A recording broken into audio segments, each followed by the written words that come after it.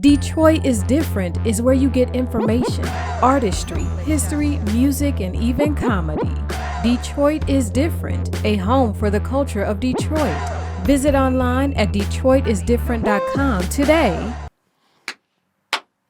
All right, welcome back to the Detroit is Different podcast studios. And I'm bundled up, but it's not cold enough for my guests. All right, I'm just messing with you. It ain't cold enough. It ain't. You all hear the voice. It was one of my favorite podcasts from last year. And coming back, I'm talking about like from birthday, the Capricorn vibes, December. We rocking and rolling. April from Good Cakes and Bakes. How are you? I'm doing great. And you? So happy to be back. Oh, yeah. This was definitely going to be fun because, you know, the first Detroit is Different. We get into like backstories and stuff. And now we get to just jump into all types of like Afro-futurist topics and so forth and so on. It's like, what will be the desserts of the future? That's what I would like to know. As long as cupcakes is not part of it. Hilarious. All right, so a lot is happening. This past year, 2023, big for a lot of things throughout the city of Detroit. A second location for Good Cakes and Bakes. And also, I would say that signifying a lot of, we kind of briefly touched on it, like post-COVID businesses, small business, the district of everything in the Avenue of Fashions, some new businesses coming, some businesses figuring out other things. It's just a lot happening right now, 2023. It is. What was 2023 like for you and your business as far as what would you say like was a synopsis of what it carried? So for Good Cakes and Bakes, 2023 was a lot of with growing pains. Growing pains meaning that, as we was just talking about pre-COVID, post-COVID. So pre-COVID, we were like small family knit business. We had, a few employees. Then during COVID, we kind of like exploded. We went from having 5 employees pre-COVID to up to 19 employees post-COVID. And so with that growth so fast, we hired people and put people in places that probably didn't need to be in those places. And so when I say growing pains, it's because we had to figure out what was working and what wasn't working. And once I figured out what wasn't working, more so after we opened the second location, a lot of stuff started becoming visible. So I literally had to go in one day and just fire everybody. Wow. And that kind of brings up one of the biggest things talked about by people like on the like owner side. And let me say this also, like kind of like how the NBA now calls themselves like, what are they now? They're no longer owners. They call themselves like commissioners of the team. Like it's a nuance that I feel sometimes exists in the idea of how we look at business from like watching television and me being a kid watching DuckTales and Scrooge McDuck. Like people think the owners is like this grandiose grand poobah like that walks in. And in reality, in a small business, a lot of times the person that owns the business is a person that probably has done every task in the business. Really, it's a very close bond to the interactions with the customer base too. Like me, I'm like a weekly Good Cakes and Bakes customer. You'll probably see me in there. So it's like the customers know you, the people that support you know you. So sometimes you learn about your business from those people. Like, hey, and those people you want to. So you want to learn from those people, but you don't want to learn from those people, right? Yeah. Because you don't want the customer to have that experience in the first place. But I'm so grateful that I have a great support when it comes to our customers who will reach out to me and tell me stuff. Yeah. Opposed to, you know how some people they'll have 10 great experience and 1 bad experience. And they'll go social media and post it, give you a bad review. But the other 10 times you've been to the bakery, it was wonderful. And this one time it wasn't.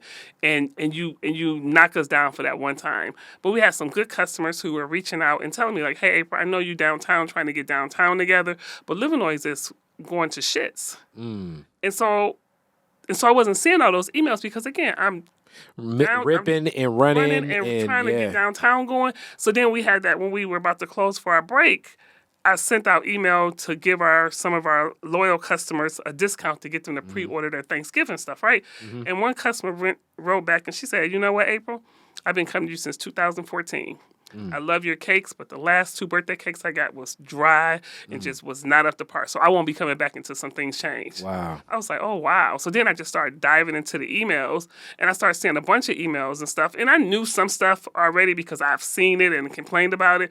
But then when I got that really made me sit back and look. And I just like, you know what? I had these conversations with staff before we shut down for our break, and I'm just gonna come back with I'm just gonna have to get back in the kitchen. And so I fired 85% of our staff.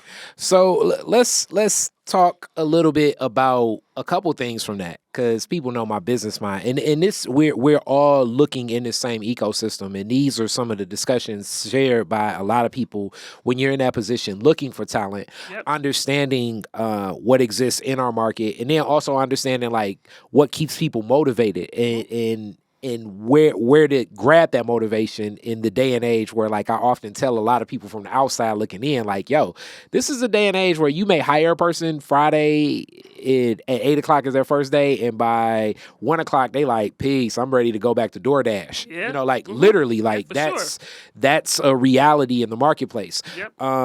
So looking at that, also just knowing more of the context of like, oh man, I know why this system is broken, this isn't. How did you humble yourself to take in the constructive criticism, and probably some of it not as constructive, but to just know, okay, I can tighten up my game? Yeah. So when you say criticism from who? From customers? From some of the customers and reading those emails, because it's tough to sometimes get those critiques when you know you pour your heart and soul into this. But the thing about it, like I just said, I knew some of it. I knew some of it because I've seen it and I complained about it. But I wasn't, it didn't, I guess it might be weird to say, but even though I was complaining about it, I wasn't sure if customers was getting the same thing, because of course I'm going to critique our stuff a lot higher level than customers. But when I started reading those, and then it really did. It hurt me. It was like, God dang, this is bad. And so I literally had to sit back. And so sorry, I'm not sure if you saw my video that I had put out, but I literally put out a 5-minute video to customers, and I owned all of it. I owned all of the emails that came. I owned anybody who had a bad experience when they came into the bakery. I owned anybody who had a bad experience, their custom cake not being what they wanted. And the reason why I own it is because regardless to the employees who made it, the employees who interacted with the customer, all that falls back on me. That falls back on me one way or another. Either falls back on me on who I hired, or the guidance and leadership that I gave them, or the leadership that I gave the people who I put in place, the managements that I put in place, right? So it all falls back on me, but it required me to really sit down and say, what am I doing different? What do I need to do different?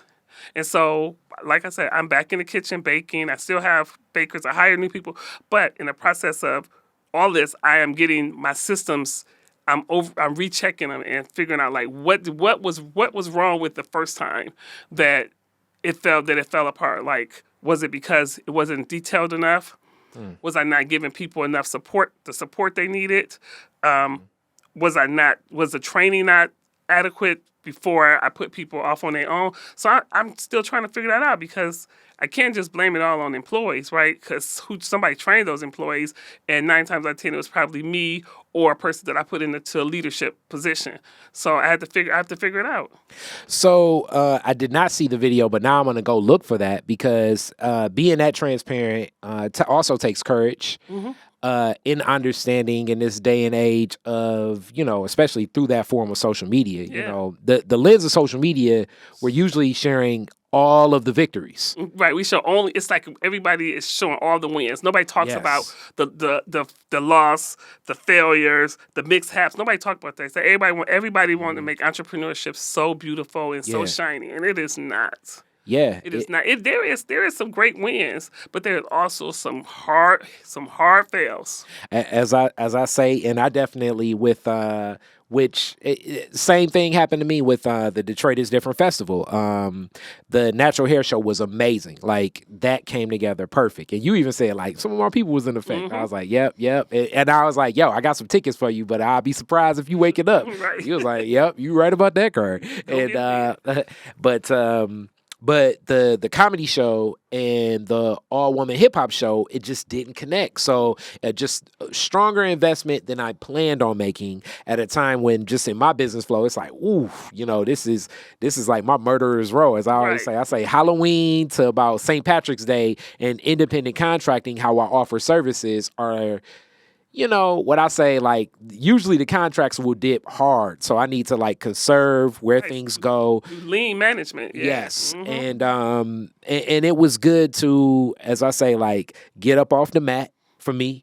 I haven't felt that in a while. As I always tell people, the best lessons I've learned in business have been those stronger investments, meaning the LL Cool J's. That's right. Exactly. That's it's like, it hit you in the gut and it'd be like, boom. And it's like, wait, I learned that. Exactly. It ain't like learning it in a book or some advice or whatever. It's like, boom, when it hits that bank account. I was supposed to say, when you learn it with your pocket, you take heaps of that. Oh, yes. It's like, wow, you know what I'm saying? From buddies to a hot and ready. That'll right. That's a good analogy right there. Exactly. That will definitely be like, oh yeah, I can't even get the crazy bread and sauce now. Nope, it's none like, of that. So I definitely, taking that courage, it says a whole lot about your understanding and also your relationship with your customers. Right. But in that understanding and moving forward, and you said even still learning process, what was your process to learn, okay, how do I tighten up process? So making sure that management, whoever I bring into leadership, can be a leader. That was my problem. I put people in position to be leaders who wasn't leaders. They wanted the leadership status. They wanted to be called the leader, but they didn't know how to lead. They knew how to work or complain. So, and what I mean by that is that I'd rather do it myself than show a teammate how to do it and walk them through it. I'll just do it myself. Yeah. So now you're doing the work. Your team is not doing the work. So when you step away, your team don't know how to do the job. And so that's number one. Number two is that if you don't know how to delegate to your staff, then you're not a good leader.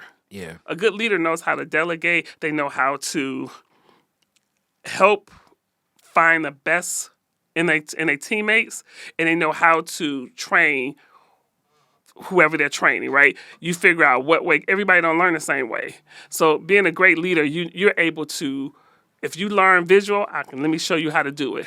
If you learn by reading it, let me give it to you in writing. If you learn by doing both, I know how to figure out how you need to learn so that I'm able to teach you correctly. Right? And that's what a good leader is. And I didn't have that. So now let's just look at the marketplace of like in Detroit itself. In my block, for anybody that's been over here, like 12th Street, Davidson, a lot of the folks here are people that would be in, as some of this is like, I'm going to use the analogy, looking at things through a rose-colored glasses, as they'll say, like, Detroit has become more of a service economy now. It's like, I don't necessarily know if you present it like that, it seems like it's by choice. I think it's somewhat by circumstance, and some people have been thrusted into this. And service itself takes a love for people, an understanding for people, and an empathy. And sometimes the culture of our city, I mean, this is still a blue collar industrial town that does exist. And in certain ways, service can be a little bit against that. I think we're very loving once we get those relationships going. Yeah. But till then, sometimes you'll go in places and people almost mean mug you. And it's like, hey, man, I just came in here to buy some toothpaste. Like, and that's true. But I also feel like that. So I can say that I'm not really a people person. You're not as extroverted. No, yes, I'm not. But I know how to listen and engage. So if you come into the bakery and if I'm working at the front counter, you'll never be able to tell that I really don't like people. Because I mean, in my position, I know what I need to do. And what I need to do is service you. I need to give you a great experience, however that is. I need to be able to know how to de-escalate if you come in and you're upset. Instead of going back and forth with you, I need to know how to de-escalate you, how to bring the conversation back around to what it needs to be. And so I feel like that's the thing that's missing in service right now is people don't know how to listen to what the customer is asking for, engage and have a conversation with the customer to figure out what they want. Because most time people come to bakery, they don't know what they want. I have a few people like you come in, you know exactly what you want. Yes.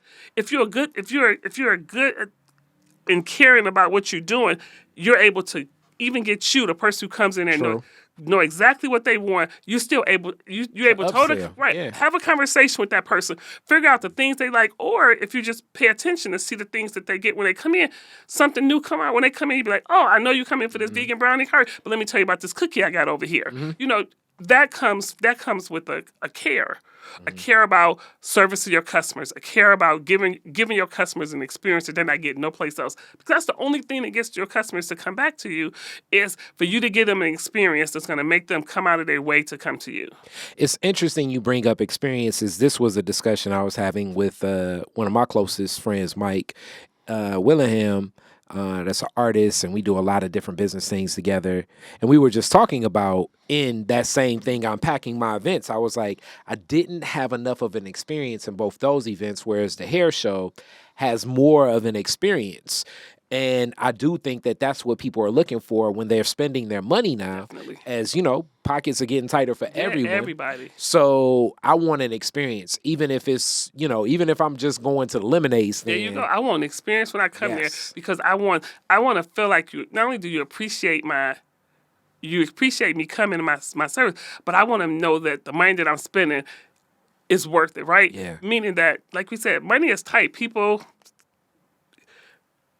Inflation, people's hours are being cut, money is tight. So I want people to feel good when they spend their money. Yeah. You don't want to spend your money and then go home and regret it. Like, dang, I knew I shouldn't have brought that. You don't want that, right? You want to be able to go into some place and when you leave out of there or while you there, you like, dang, this was well worth it. This was worth it. No regrets at all. And so that's what I want our customers. Because every customer to come to us is going out their way to come over to us.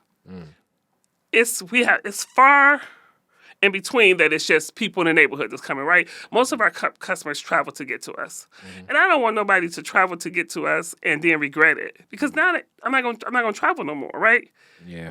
I have people who come to me from Chesterfield. And they come over there and they come in there and then you giving them wrong information or you don't have what they want. Yeah. And not that you don't have it, you just ain't took the time to cut it and put it out yet. Yeah. And so now you just say no to the customer. Don't try and engage them and see if it's something else you can get them. You just give them that blank, nope, I ain't got it.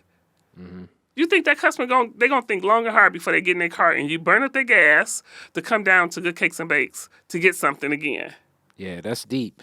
And within this, I guess kind of going back to that talent pool and what does exist. And it's not just that, schools and things. I think the internet has a whole lot to do with it. Attention span, just a lot of things. Culture has changed. Definitely. The days of like, it's funny as you mentioned bakeries and things like that. Just in this discussion, I remember not far from here, my grandma used to always go to the Sanders bakery it was on Oakman Boulevard and like Hamilton basically. Okay. And it was connected to like their whole factory and stuff. But we would go, she would get like the tea cakes and always like a caramel cake and different things like that, but consistently knowing what would be there. And then even some of the other bakeries, Hamtramck sometimes, and having that relationship with that customer base, knowing what was needed, it becoming more communal. I remember that from a child, just from that exchange there, and making sure that it was stocked or you had alternatives in that communication. Things aren't where they are all the time. So if people are, I guess I would say, how do you work with a person that's looking for, because it's the other thing, I'm looking for a job. Right. How do you take that person looking for a job and turn them into a person that can successfully work in your operation, in your process? And as much as I'm saying your process and your operation, this could be Good Cakes and Bakes. It could be Detroit is Different. It could be It's wherever. any thousands of business in the city of Detroit. And it used to be that it was pay, right? Pay a person well enough and they're good. Now it's more than that. Again, it's about the experience. You have to give them a good experience as well, because it's no longer just about pay. Because I feel like we pay our employees good. We give them health insurance. We give them paid time off. Like my day off right now for 2.5 weeks, they're being paid for that 2.5 weeks off. But it's more than just that. It is I feel like there has to be an experience, meaning that they have to feel appreciated. You have to work around their schedule. You have to offer more than just pay. There has to be something else, some other type of experience that they're getting. Like for us, it is that once or twice a week, I buy lunch for everybody in the bakery. Oh, that's There's, cool. It's something other than, there has to be something that they're getting outside of just a paycheck. Because to them, they feel like, I don't get a paycheck anywhere. But also, I don't want an employee that is just there to work. I don't want nobody just there for a job. And I try and feed those people out in the interview process. And the reason why I don't just want somebody that's just there for a job is because that means they're not going to care. Yeah. They're not going to care how the cupcakes are iced. They're not going to care how it's displayed. They're not going to put care into making the cakes. And for us, the one thing that makes our stuff so good is that it's made with love. It's made with care, right? It's not a box mix. There's no shortcuts added to it to make it have a longer shelf life. None of those things. Everything is made just like your grandmother would make it if she was making it on Sunday for dinner. On Sunday, it's made with love. It's made with care. We take care in the ingredients that we source, the ingredients that we use. So I want somebody who care about those things. We are triple bottom line business, so we focus on people, planet, profit. And so that means that I need my employees to have those same core integrities. I want my employees who understand about waste. Don't do your best not to throw things, waste stuff. Trying to get our kitchen to a zero waste kitchen, meaning that we try and use everything, all parts of every item that we have in the bakery. We try and minimize the ingredients that we're using so that we don't have a lot of spoilage in there. Making sure that we don't have a lot of bacon enough, so it's just enough of that day, so we don't have a lot of leftovers for the next, that we have to discount the next day. So I need somebody who care about that, understand that we're not making. So we sell a cake for $65. We're not making $65. I need a person to understand that we sell that cake for $65, but when it's all said and done, all the expenses come out, and we might make $8 from that cake. Yeah. With all the expenses. So that means making sure that you're putting your all into making that and making sure that it's not going to be returned, not going to go to waste. So making sure. So I want somebody who understands those things and care about those things. Otherwise, then cupcakes not being iced, right? People are not making suggestions. They're just standing there when a customer comes in, not talk to a customer. Customer come in to get one cupcake. They're like, okay, that's it. I'm just bringing up the one cupcake. No concern about we need to sell everything that we have out today so we don't have anything to throw away or toss tomorrow morning when we come in. So we paying attention to all those things. So with that, and that's deep that you just gave that process. And it's like, this is like, as we say, April's like Michael Jordan when it comes to business. Like so the questions, just the answers, like it's free flowing. And even in the free flowingness, it's still a process of knowing, like a Jordan, that the game can tighten up. Oh, for sure. The game still has to tighten up because today the MVP of this year it's not next year. It's not going to be next year's MVP level. Exactly.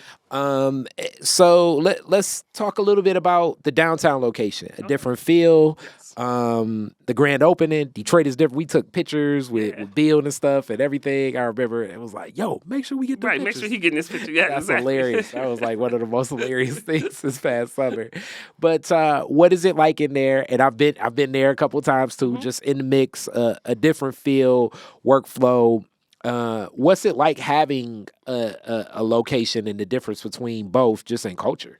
Oh, big difference. So downtown location, we want to make sure that we understand Livernois. We understand who our customer base is on Livernois, right? Downtown is different because it is it's not people who live in that area, right? It's usually either people who work downtown who might go home to their suburban house, right? Or it's tourists. We get a lot of tourists down there Wow. because we're surrounded by so many of the sports arenas, right? And you have the people coming in from out of town for the other teams, and so we get a lot of tourists in there. So one of the things is that we focus on making sure that we had different stuff than we have on Livernois, because we didn't want to do. Another thing we didn't want to do is Detroit is a big, small city. And I have fought all this time about having a second location because I didn't want to have cannibalism when it came to customers. And what I mean by that is we did the holiday market in 2019. And we noticed that, for example, on a Thursday, if we have 160 customers who come on Livernois, when we open up downtown, we open up at the holiday market, we might have 115 customers on Livernois and 35 downtown. So we still getting those 140 customers that we would normally get, but some of them are going downtown. Right. You're splitting the ticket. So. Right, exactly. So it's called cannibalism of customers because we got two expenses, but we're splitting those two expenses with the same customers that would have just came to Livernois. They would have Livernois if that was the only option, right? So how we figured that we was going to do downtown is by offering different stuff. So we focus a lot on breakfast items. So like we have a biscuit sandwich that you can get only on the weekends on Livernois, but you get it every day downtown. You get cinnamon rolls, breakfast sandwich, quiche every day. And then we changed out the flavor of cake. We offer 2 cakes flavors a day, 1 vegan, 1 regular. And we change those out each day. We don't offer cupcakes downtown. We'll never offer cupcakes downtown. You want cupcakes, you got to come on Livernois. Yeah. We offer a lot more coffee drinks downtown because right in our area, there's no coffee shops. So we trying to cater to the people who work right in front of us and who work right around us. So we offer specialty coffees, not espresso, but close to it. But we offer a lot more beverage drinks down there. So we were very, very cognitive of who we wanted to service and what we wanted to service down there because we didn't want to take away from our Livernois customers. When you did that market research, as I know you're a business nerd like me, how did you go about the market research? And then how much of that was also gut feel? Most of it was gut feel because I had said I didn't want another storefront location. For 10 years now, I've been saying not going to have another location in Detroit. Not going to have another location in Detroit. Going to have a fulfillment center, not going to be a retail space, right? And the reason why was one was that. And another thing is that I always felt like having multiple locations and being from scratch kitchen is going to be hard because controlling the quality of your products. I need to make sure that everything tastes the same. You come on Livernois, I want to make sure that the cookies, the brownies that you're getting on Livernois taste the same way they're at any other store. And that's hard to do if you're not using the mix. Yeah. If you're not using the mix, that's hard to do. So we don't use the mix. So everything is baked out of Livernois and took downtown every morning. So every day, our delivery guy, he delivers hot breakfast sandwich, hot quiche, cakes, brownies, cookies. Every day, those get delivered downtown. So the process now in the kitchen. So now as we talk about process, what shifted in the kitchen to boost that capacity of basically saying, all right now, we basically are operating double time. Yep. How did you maximize? Because now that's maximizing productivity with staff, productivity with equipment, and productivity with space. Yep. So before we had downtown, all of our bakers came in at 6 a.m. to 2 p.m.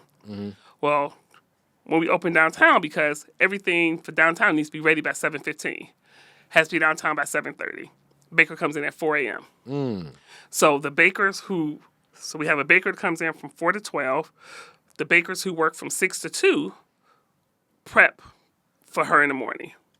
So like the cinnamon rolls are made, they do their first proof, then they're shake, go in the refrigerator. When she come in the morning, she just pulls them, puts them in the freezer. Puts them in the proofer, let them proof, bake them. Cookie dough is made, scooped, put in the freezer. So when she come in, she grab those cookies out the freezer, the scoop, put them on a tray, let them thaw, put them in the oven. So then she makes her biscuit, she makes her quiche, her biscuits, assemble her sandwiches. By 7 o'clock, all that stuff is done. My mother is in at 6 o'clock to start packing that stuff up to go downtown. when the bakers come in at 6 o'clock, the ovens are still occupied by the 4 o'clock person, and so they're doing all of their prep because nothing is able to go in the oven until 7 o'clock. Until she's done with everything, then they can start baking. And so on Mondays and Tuesdays, it's easier because we don't open on Livernois. But on Wednesday, that's when it get real serious because our baker come in at 6. She has to do all the cupcake flavors. She has to do the cookies for the bakery for the day, brownies for the day, loaves, all those things, pound cakes, all those things have to be done before we open at 11 o'clock. So at 7 o'clock, when the 4 o'clock baker is done, it's like it becomes like an assembly line. Cupcakes in, cookies in, brownies, all those things. There's an order, and so it took me and Autumn, the one you always see me talking to. It took us like 3 weeks. 3 weeks as we opened downtown, we came up with a production.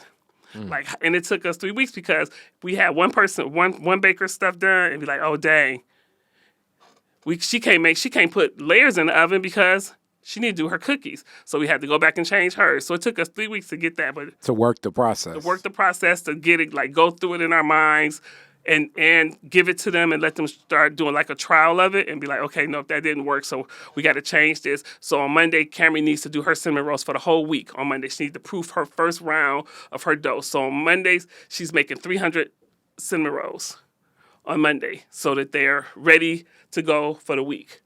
On Tuesdays, and not only that, but we also have wholesale. So we do all the cookies and brownies for Breadless. That has to be delivered to Breadless on Wednesdays. So on Saturday, we're making a dough for the cookies because they get 300 cookies, 300 brownies for their Detroit location and now their Rochester location. So all these things have to be added into the production. So we had to literally sit down and do that. And so that's the wonderful thing about having Autumn is that she's good with processing. She's good with process. She's another Spelmanite. So of course we know we're geniuses. Okay, I like it. Yes. And so the process, so we had to sit down and do the process of those things, like figuring out what works and what doesn't work.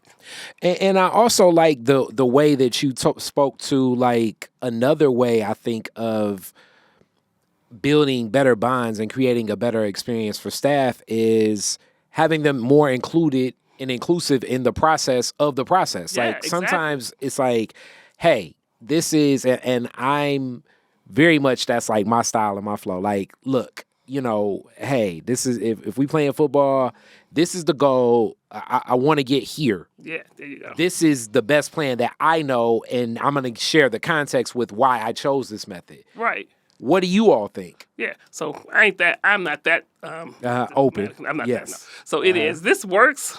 I'll try it. Yeah. We'll try it and we'll see. And if I see that you're able to do it, because even so, I like to always say we're a democracy, but also a dictatorship. Because I know how I want things done. I've tried every recipe. I know how it works. Don't alter the recipe without permission.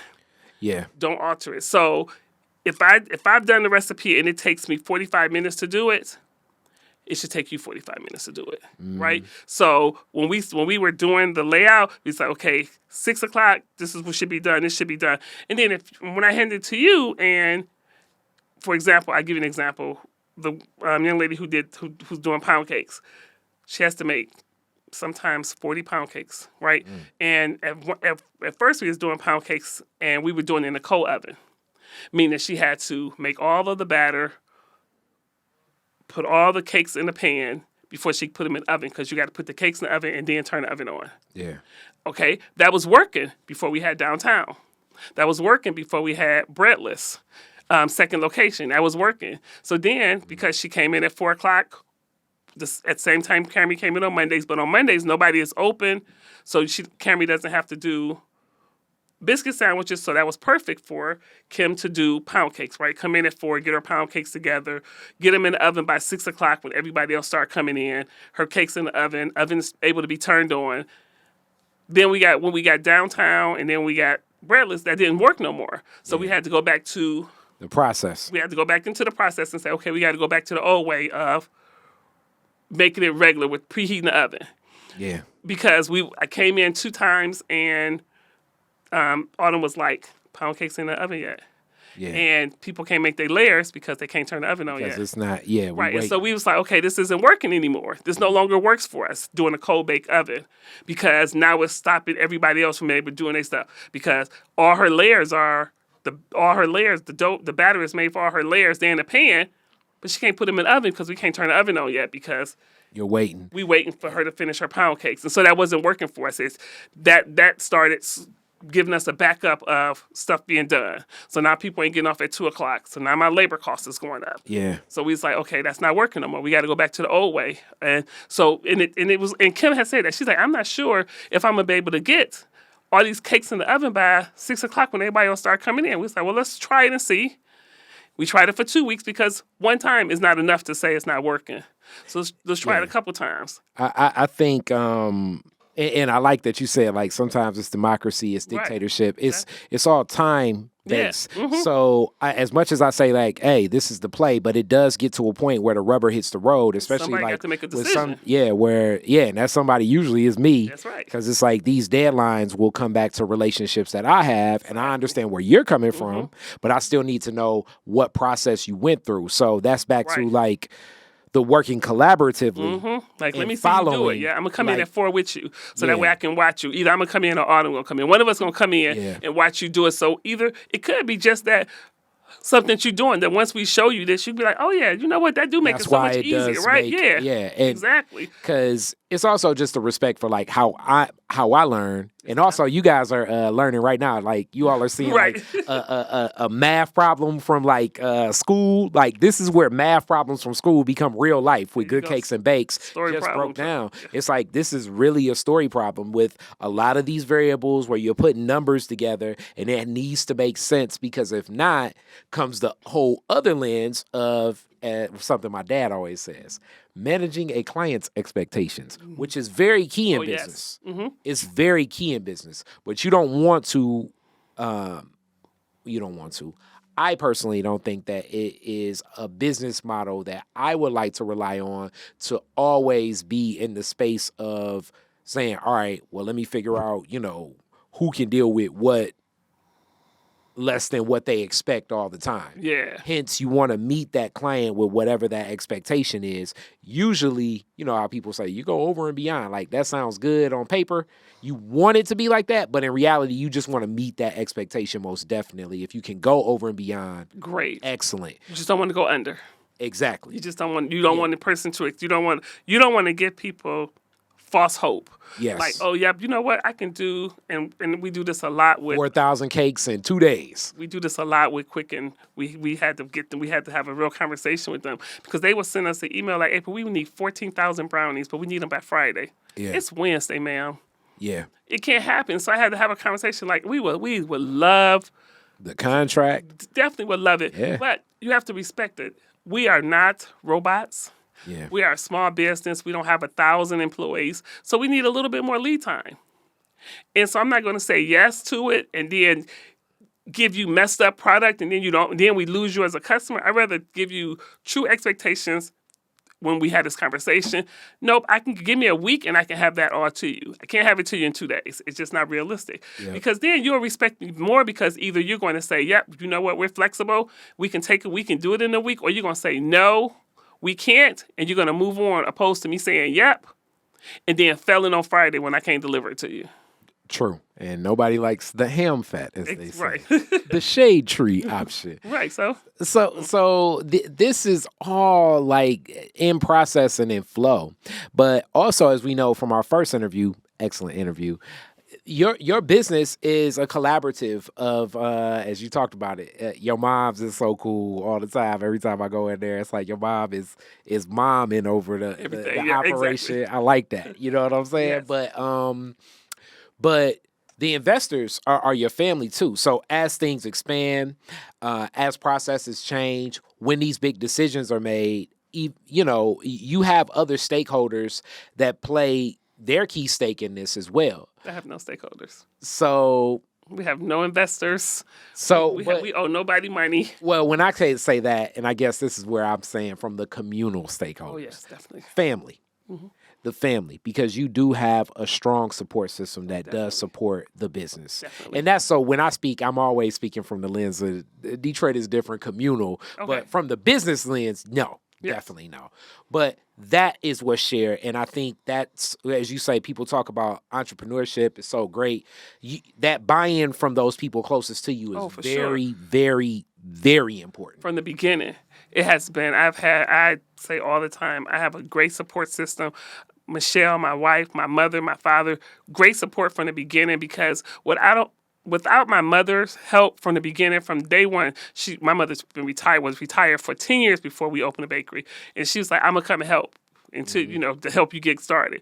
She been there since the beginning. And she come there every day like she clocking in. She's supposed to be there at 7 o'clock. She's there at 5:45, ready to work until the end of the shift. And because of that, it allowed me to be able to not have to be in the bakery as much at the beginning when I needed to be out networking, finding resources to help us. I was able to do that. Some business people can't do that. Some people are in their business all the time, so they're unable to go to networking events, to these workshops, to these informational sessions that they have. And the one thing that the city has gotten better with is that they're now boots on the ground. So going to these businesses to talk to them and tell them about it. But when we first started, we didn't have that. If you didn't go to these meetings, if you wasn't out networking and stuff, you would find out about stuff when it was all gone. And with that, also, my connection from that came my work with Build and more. And shout out Regina. Regina's amazing with so many things, but now having more of an understanding of D-Hive and you being one of the people there and the context and getting more of the context for the Build story in April, but April Boyle, and the vision of where things are, because like Detroit is Difference 10 year is 2024, which I'm looking forward to that. Thank you. Bill, 2012, it's like it's close enough like you can touch it, but it was still so long ago, some of the other things going on in and around business in the sector, and it's back to the same process, because the business ecosystem, the same way we adjust in process, starts adjusting in process to the flow of people as well and what's happening. And at that start, yes, it was very one perspective of what a startup business looked like, and a lot of businesses like yours didn't fit this whole idea. Really, everybody was making apps. You know what I'm saying? Let's make an app. How do we make an app to do something? You know what I'm saying? And we want to do this, so it's like, hey, I want to do a bakery. People looking at you like, what? What are you talking about? It's a billion bakeries out here. What you want a bakery for? Exactly. You know what I'm saying? It's like, I want to, have a landscaping business. What? People cut grass? Right. That's not an app for that. Yeah, exactly. It's not an app. Just come cut your grass, right? Come cut the grass, yeah. So the need for those supports and services actually created more of a cohesive the bonds and relationships as I've witnessed it now, and connecting and have a better understanding, and also some more of the understanding for those that felt like they weren't as inclusive in that process. And it's still just iterations of learning. Oh, for sure. And now as that block, Avenue of Fashions, back to the Livernois, and we're seeing, some of the stores are figuring out what they're doing, with their locations. Some places look like they're going to open. What would you say is the pulse of that block now from some of the from some of your neighbors? What's connecting? What's not connecting? What would you say? So two things is, Livernois is a bustling community, great support from the 5 communities that surround it, but also we still an island. We're still an island over there, right? And the reason why we're still an island over there is because we don't have a true association over there anymore, right? So any information is me taking it to a business owner, or they're finding out. So we're getting bits and pieces of information because we don't have the organizational support from an association that's getting information, bringing it to all the businesses. So we get a little bit of information from me, a little bit of information from Kim down at the Skin Bar. She is great with getting information grants, information to people. She's great with that. But we don't have what other communities, what other neighborhoods have, where they have a CDC or an association that is going to the meetings, going to the city council stuff, going down to the Coleman A. Young building to get the information, what's going on, grant opportunities, funding opportunities for small business. We getting it secondhand from the businesses over here who might had talked to somebody and they told them about it, but we don't have a support system over there that is going and getting information and bringing it to everybody. So they just had a grant at Christmas time, Detroit Means Business, for small business to get up to $1,000 grant to do some type of Christmas activation. Yeah. Only 2 businesses on Livernois got it. And those 2 businesses was the Skin Bar and then 21st Century got it, and they got it by word of mouth. Somebody told them about it. Yeah. But if you look at the list, other communities, Midtown, Inc., at least about 50-60% of their people, Southwest Detroit, 50-60 people, Grandma Rosedale, 50-60% of their small business got it because they have those associations who is going to get the information and bring it back to their small businesses over there. Which is interesting. You mentioned this too, as you talk about Grandma Roselle as somebody that's one of your mentees and homies, Miss Savage, with everything that she does, the Color Museum and everything, and going over there and seeing that they even have the associate. So people get this idea. So the Grandma Rosedale Association has like a small, let's just say kind of like what I'm going to just say business incubation space for a person to basically spend about like half a year to kind of work the kinks out in their vision of their business in their own way. Yes. And when I went in there and she explained that, I was like, this is like extremely cool. That is so cool to give a person the opportunity to go into a space with a low-hanging fruit of only a 6-month commitment. But in that 6 months, you're able to like, okay, you know what? Even as you mentioned, Cherie, she had a whole different idea when she went over there. Me and her had a conversation when she first was filling it out. And I was like, oh, that would be great, but what you going to do during the week when you're not having, because she's only going to do the weekend. I said, what you going to do during the week? So she's like, oh, yeah, I should do some events. I was like, yeah, like a party, girls' night out or something like that. But this is a great opportunity space for her to be able to figure that out, like what's working and what's not working, right? Low-hanging fruit. I feel like all communities need to have that. And I agree. I thought that was like such a cool concept because also just, I've been more, more communal and personal, familial. Like sometimes the number one question you really got to ask yourself is you. Like, I know this sounds crazy for people, but like really look yourself in the mirror and like, are you willing to, like right now, if you got that space, it's January when this is out, it's a foot of snow on the ground, are you feeling like wiping your car off, shoveling that snow and getting over to a location, opening up and being ready to service possibly the 3 customers that come in there? And those 3 customers may be people that will be customers for life. Or are you that type of person that looks at that and be like, man, ain't nobody really gonna be outside, you know what I'm saying? Like, and that'll be that one day that one person is like, because I ain't got nothing else to do, I'm at the crib, I'm about to go get there. Like, and when I say this, I'm not trying to make this be your motive. I'm not George Frazier. I'm not trying to have this be the motivation to barrel through something that you don't want to do, but you don't really know until you get that opportunity. And to be able to get that opportunity through incubation versus signing like a 3-year lease right, exactly. and bringing in equipment and trying to white box the space and if it's already ready and ready to roll, it can be so much easier. It is. Not only can it be easier, but it also can save a person so much money. Yeah. Because you can realize, and you might go into that space, and in those 6 months that you're in there, you can realize, like, you know what? I don't really need a brick and mortar. Yep. This is an online business that I can ship out. I don't need to have a brick and mortar, right? Yeah. Before you sign that 3-year lease, have that opportunity. I feel like all communities should have that, and Grandma Rosedale is doing it right because they had that space since 2014, 2015. That space has been available, and they are so diverse about who they have in there. So they're not like having the same type of people in there. Where some places might, for example, when Bill did theirs down, they did one for right pre-COVID.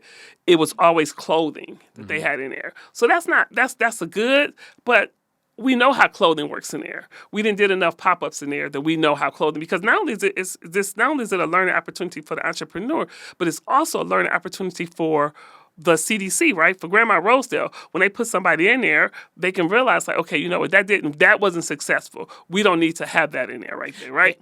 And it becomes like if it's just one way or the other, you start feeling like, oh, they only deal with these types of people. You know what I'm saying? Like you start feeling like, well, I don't even know if, what's over. I'm not going to even apply because I'm not. They're not looking at. I'm not the type of person they want. Where Grandma Rosedale has been so diverse. They done had clothes in there, which was the first one, which was Trisha Garage. She was the first pop up in that space, which was great. Then they even had Lush Yummy Pies in there at one point.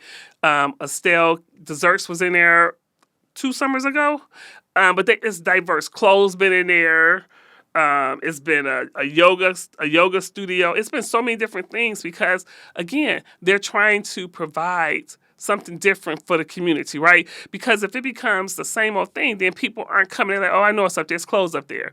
But every 6 months is something new. Not only is it's energizing the strip, but it's also energizing the neighborhood because the neighborhood be like, oh, dang, we got something different up here. Oh, let me go up here and see. Coloring Museum is up here. Oh, my God, this is great, right? They leave if they bring in maybe someone who is doing meal prep in there. Pick up your meal prep from there. It's January. People want to lose weight. People dieting. Great opportunity for a person who has meal prep to go into a space, not use the space to make the meals. You're still in the commercial kitchen that you was in already, but you have a place for people to pick up their meals. So now you realize, like, you know what? I do need a space. I got so much more business when people had a central location where they come pick up their food from. Yeah, and things like that I think will manifest more as we say, like as the ecosystem changes, like people start recognizing like some of the niches and the nuances and where things do connect. Now, let's get into, I guess, another thing that's happening, not just Livernois, but just Detroit throughout. Okay. It was a big boom as we talked about things change of restaurants just popping up throughout Detroit. I would say probably like 13 to about 19. Everybody coming from New York. And so many different restaurants, whereas now some of those restaurants, especially post-COVID, have, getting their footing to stay open and everything, the restaurant industry. Now we just both are having on our business hats, being business nerds. What do you think is making it so difficult for some of the restaurants to really find their footing? And just so people know, restaurants and bars are the toughest businesses. There is. Period. Like if you ever go to a business school, and I've taken a lot of business school classes, and probably 40% of the people in the class want a bar or restaurant. Right. but every professor will tell you it's very tough. But it seems even more tough because some of the places with the larger banners seem to like making that connection.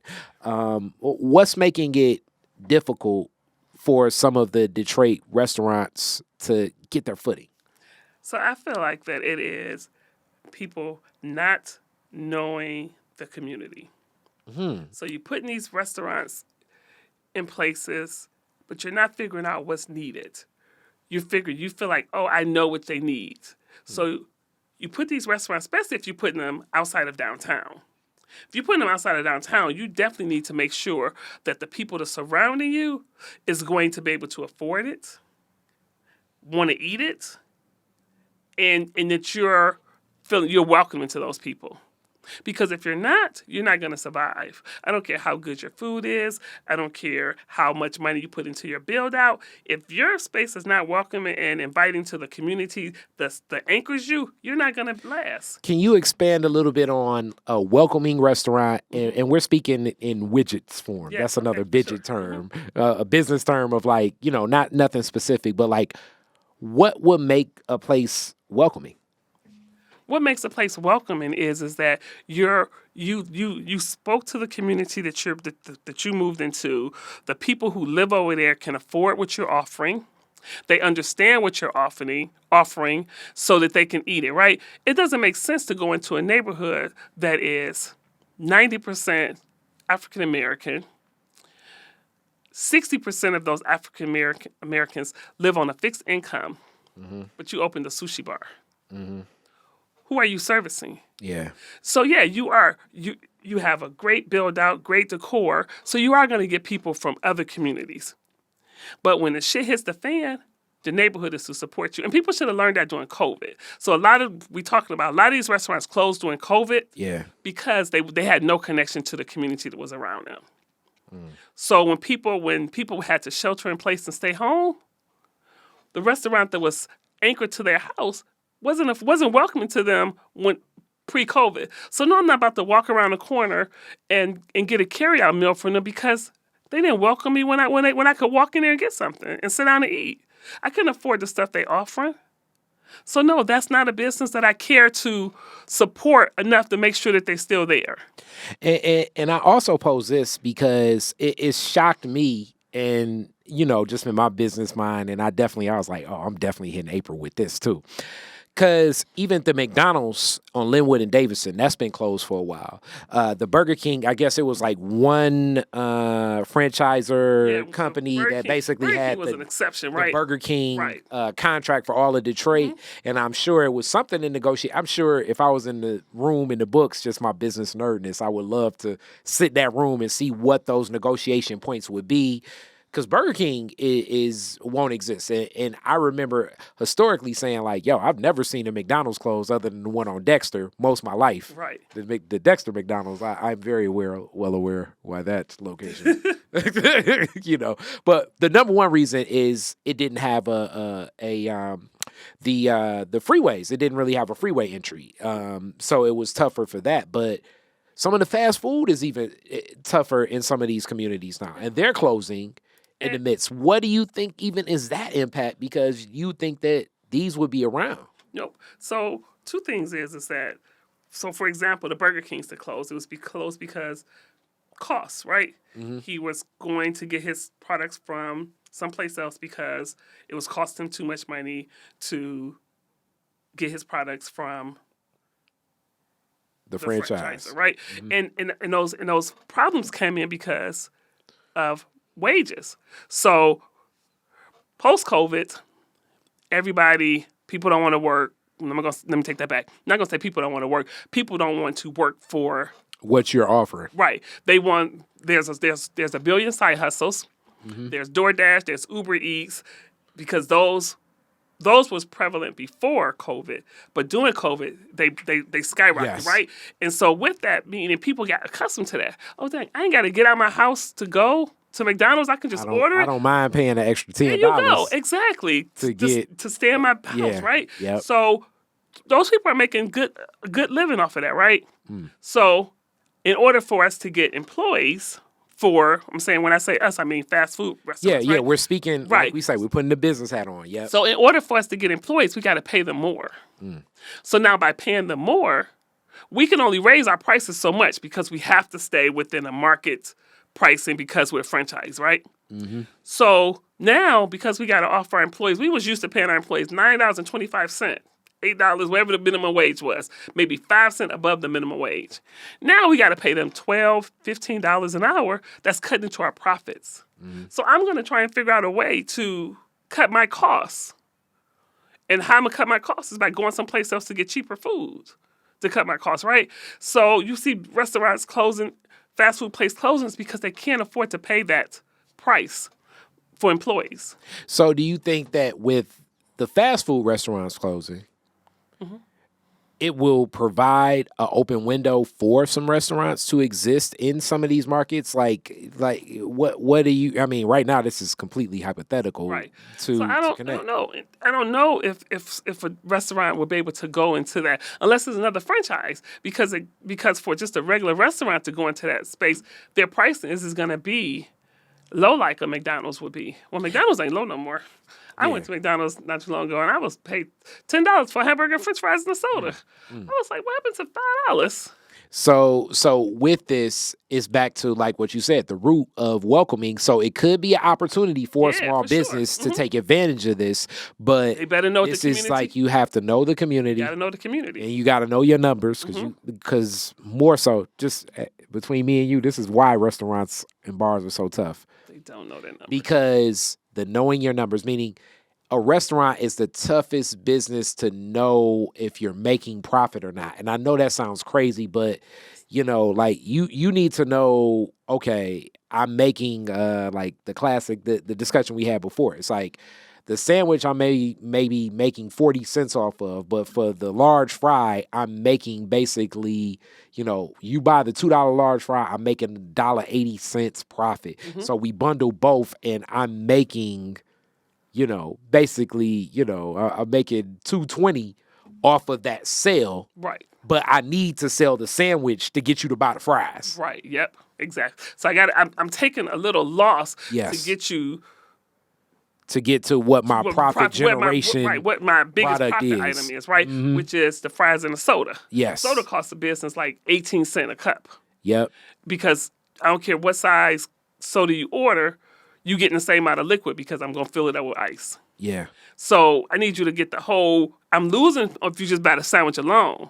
I'm winning when you buy the sandwich and the drinks and stuff, right? Because to add that drinks and the fries to that order, it's going to cost you $2.89. It's only going to cost me like 60 cents to get to service get that over to you. Right, exactly. And this is, and when you're a small business and don't have the resources of like a corporate franchise working those margins with new menu items and all that stuff. New menu items, also easy. With buying power. Restaurants franchise corporation restaurants, they get their stuff at a cheaper price because they have a guarantee. They make a contract with a business. You know what? You sell it to me pennies on the dollar, I'm going to give you millions of dollars because you're going to have all of this whole region has to buy from you. Yeah. So you might not be making $7 like you would make if you sold over there. But you're gonna sell it to me for $3, but you're gonna be making millions of dollars because you got the contract for all of the franchise in that region, right? A restaurant can't do that. So I can't buy a whole warehouse of flour. I can't go to King Off and say I'm buying your whole lot for the whole year, and I'm gonna take it. So give it to me at the best price you can because no, I gotta buy it as I need it incrementally. Yeah, exactly. It now goes back to 360, the recall of how this started. You need to have an experience because I'm going to charge more. Right, exactly. But you'll come for that experience. That experience, right. Bars are going through some of the same thing as, I don't know if a lot of people know this, alcohol itself in like younger generations are just not connecting to alcohol the same way. I think with obviously like marijuana becoming more prevalent, it legalized throughout the nation, and also the health consciousness. I mean, alcohol has a lot of sugars in it. It's not the same. Now, older crowds, we drink it. You know what I'm saying? But like under 30, like my friend that's owns a distillery, he was like, yeah, man, we did this under 30 event for like kind of like, like Business Who's Who. They bought 2,000 tickets worth of liquor and only like about 600 were used. Where it's like, if this would have been the 90s, people would have been like, oh, that would be good. They'd have been like, hey, forget that. I don't need a ticket. Right, give me some more. Right, exactly. So bars are kind of experiencing some of this same feel as well. What do you think will be the pivot for some of the bars to adjust to this? They're going to have to, again, that's why you have a lot of bars who bring in hookahs and stuff like that because they got to figure out what else can we offer to get people to spend money. Because a cover, that's not going to cover it. Yeah. Alcohol is where we make our money. That's where we make our biggest profit. Our profit generator. Exactly. Not the food or any of that. It's the alcohol. So experience. So that's why you have when they have those drinks where they got the dry ice and nitrogen in it where it's floating because it has to be not only does it have to like almost dance for you, but it also has to be Instagrammable. Again, everything is about appearance for Instagram. Right? Yeah. So it has to be Instagrammable. So people have to, when you're in a service business, you have to think about, it's sad to say, but how Instagrammable is that experience going to be? When you plate that food up, is people going to be able to take pictures and are they going to want to take pictures and put on social media? Wow. Because again, we're in a world where if it ain't on Instagram, it didn't exist. That's interesting because usually when I'm out with And it's like, I'm 41, but people be like, you act so old. Like, I don't do that. Yeah. But when I'm out, definitely, like, younger, like, For sure. like my goddaughter or something, They like, don't touch the their first stuff thing until- she do, yes. They don't touch. Even my meal, it's Right. like, She's like, let me wait, see, let me take a picture first. Let me Yeah. take a picture first, right? And so, again. Like, I want my chicken wings. Right, exactly. Right. Can I eat? I gotta take it. Then they gotta turn the plate around and do that. Yes. They be like, back up from it. I'm like, no, I want to get back up so I can take a picture of it. So it has to be Instagrammable. Because it don't exist. It's not, you can go tell your friends how good it was, but they be like, oh, what? I didn't see that. I didn't see that in your story. Oh, I didn't take a picture of it. Or I'm not going. I'm not going. Because I live my life on social media. Everybody wants to be an influencer. Yeah. Right? So I need to be places and show pictures of those things. So if it's not a place that I can go and take a picture of, 9 times out of 10, I don't want to go. Which leads me right into, it's so funny. I didn't think I would drive here as we get closer to the close, but y'all see April, she may actually be doing a podcast, which I would definitely love to. Y'all see this energy? I want to get more of this game. I know how much I love talking, and I just be sitting up, just soaking it up for April. But the Keith Lee thing, Atlanta, as you talk about like Instagram, and so it's a influencer, as they call them, but like he was an MMA fighter that has just gone to like rating and reviewing restaurants, and he has some takes on some of the Atlanta food experiences and just the quality of service versus the cost and it not matching up and like what it takes. So I don't know how many people travel to the A. Definitely your alma mater town. And I'm there. Before last year, that was my birthday trip. Every birthday, it was spent in Savannah and Atlanta. Okay, and you had a Keith Lee experience. Like, not again. I'm just messing with you. But so it's so funny because there's been several times that I've been there in Atlanta, and I didn't go to places because they have these 15,000 rules about it. And it's because I feel like it's because Atlanta they have so many like reality shows filmed there. Yeah. So everybody's a celebrity, right? And so you have all these celebrity-based restaurants, and they feel like it's a privilege that you get to come and be in my space. It's not a privilege for me that you're here. It's a privilege to you that you're here. I went to one, and it was okay. Like, it wasn't, and I guess it's back to like the expectations of what I have. Like, I haven't gone to Slutty Vegan yet, but I haven't been there 'cause do. I don't do It's like I keep hearing about the line where it's just like, all right. I mean, I don't know. I almost be like, all right, if I wait, it's like roller coaster. I don't think the line is like The that line anymore isn't as because long. we went to a restaurant that was right next door to it, and it was no line. Well, the first day we went, it was a line. The second time we went, Okay. it wasn't a line, but I didn't go because I don't eat vegan food. Yeah. So I have no desire to go to that place. But I feel like that's different.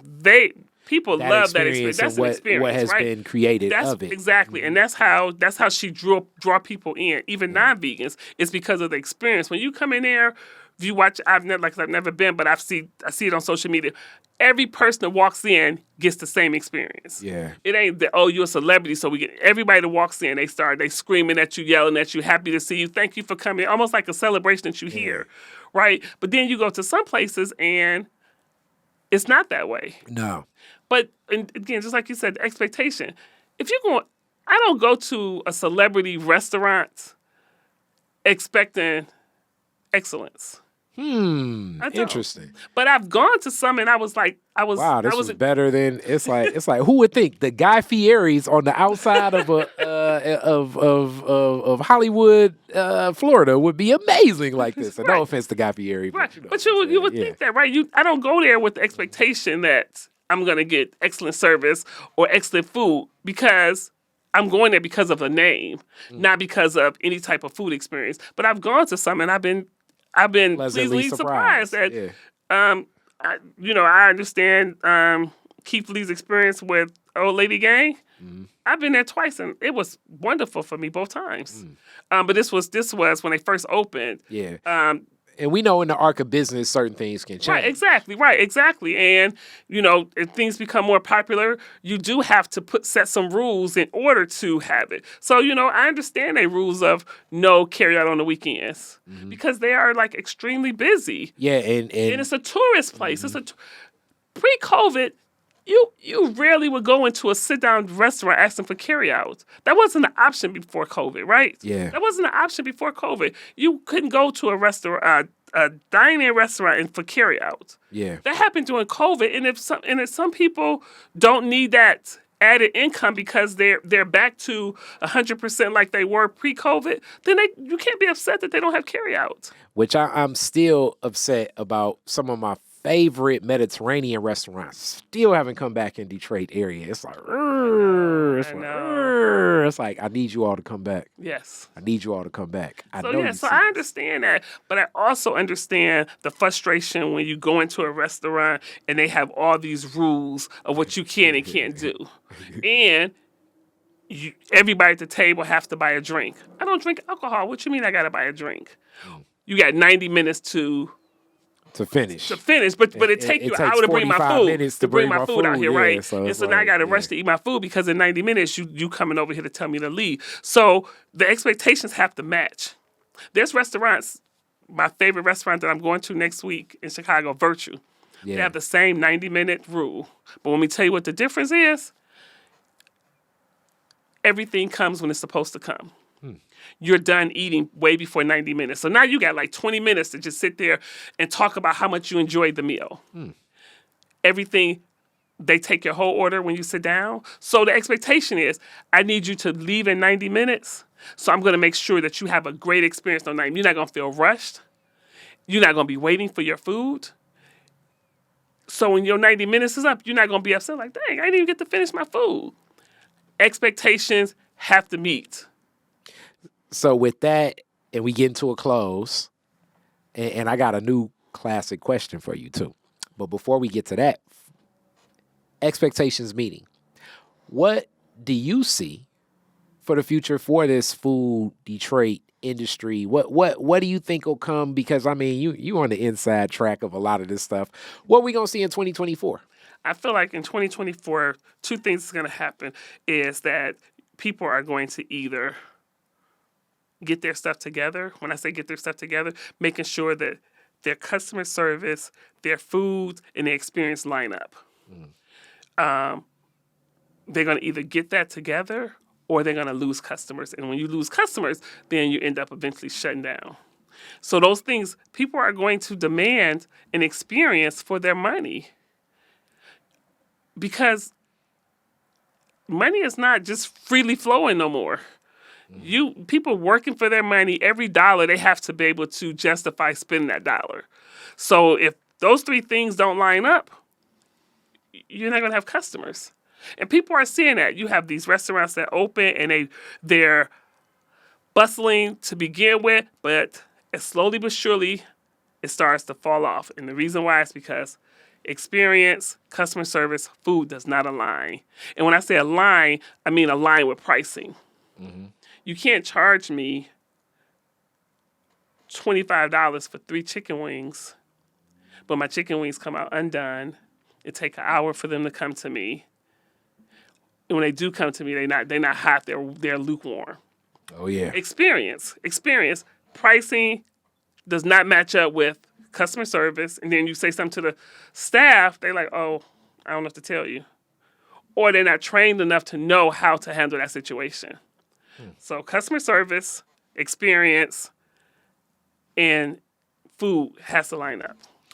Okay. All right. I love it. And let me do this. And when I say public, internet publicly. Thank you so much for helping with the collard green cook-off. The cornbread muffins came from Good Cakes and Bakes. And we actually use that in the hook. It's like, hey, you're going to get some cornbread that you know you're going to like. But it was an excellent event. Talk about an experience. This year, April will go. You're going to be. I'm going to be a part of this. I'm going to judge. And when I say this, hey, Simon Cowell will have nothing. I went through the collard green rubric with April. It was like, well, it's about the potluck. Right, so yeah, that potluck got to be good. Seasoning got to be good. Come on, they got to be able to absorb my cornbread, so got to be enough. Come on, there is some things that it's just not about greens being cut and cooked. There is some steps to this. So it will be so much more fun actually having April in the mix of what we're gonna do.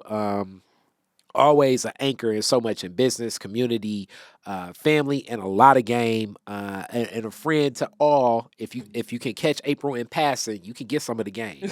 But you got to catch it in passing because y'all see the business wheels are turning. Always. So here's the new question. Your favorite adjective. My favorite adjective is seriously. Why? Because I'm one thing, I'm always serious, but no, more so it's because it's my way of getting people to think. So you ask me a question or you make a comment and I say seriously, and then it make you like, oh wait, yeah. Or you ask me a question like, how you do this? And I'd be like, seriously? And you'd be like, why you say seriously? Because you're asking me that because you didn't think about it. And then they'll think about it and they'll be like, oh yeah, I can figure it out, yeah. So that's my favorite. I do that all the time with my nieces, my nephews, my team members, everybody. And they ask me a question, I'll be like, seriously? You asking me that? So it makes them sit back like, oh, dang, am I seriously asking that? No, I'm going to figure it out myself. Nope, I'm not asking you that. Nope, I'm not asking you that.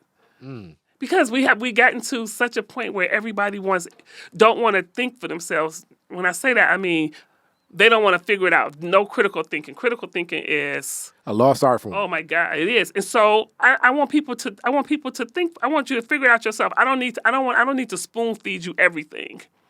And I know that comes from the generation from us, Generation X, wanting to give our kids better than what we had. So we want to help them with everything, give them everything. And what that has made them, it has made them lazy.